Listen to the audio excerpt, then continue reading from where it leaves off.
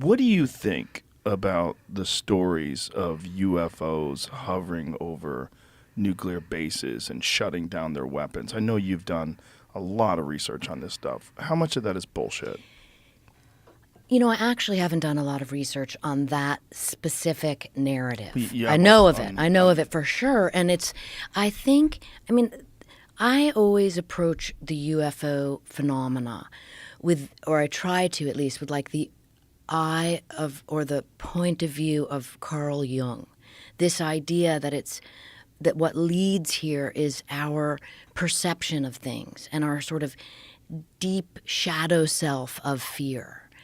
And once the nuclear weapon was invented, our grandparents had to confront this fundamental new reality that just simply didn't exist before. And then that's with the atomic weapons. And then in the 50s, once thermonuclear weapons were invented, and the thermonuclear weapon is essentially a thermonuclear weapon is so powerful, it uses an atomic bomb like from Hiroshima as its triggering mechanism. Jesus. And so the order of magnitude of destruction of in an instant, according to Carl Jung, who looked at the UFO phenomena and the nuclear weapons phenomena hand in hand. Encourage anyone to read his stuff about it, because he has a much sort of, bird's eye view of it all about why that's so terrifying to people. So the narratives, to my eye, the narratives of alien ships hovering over nuclear bases, I have never spoken to a first-hand witness who experienced that, but I would see that in terms of the narrative of Carl Jung. So Carl Jung's perception was that he believed that it was essentially people perceiving these things or hallucinating these things, and it was almost like a mass hallucination. Part of the.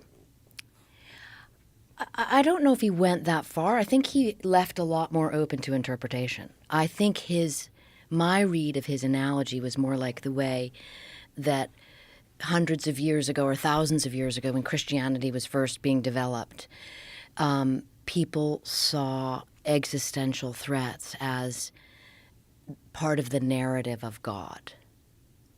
So my read of Carl Jung is that he's saying now in the mechanized modern world, the existential threats, the sort of damnation, is tied to machines, which is tied to, is easily tied to little machines or big machines from outer space.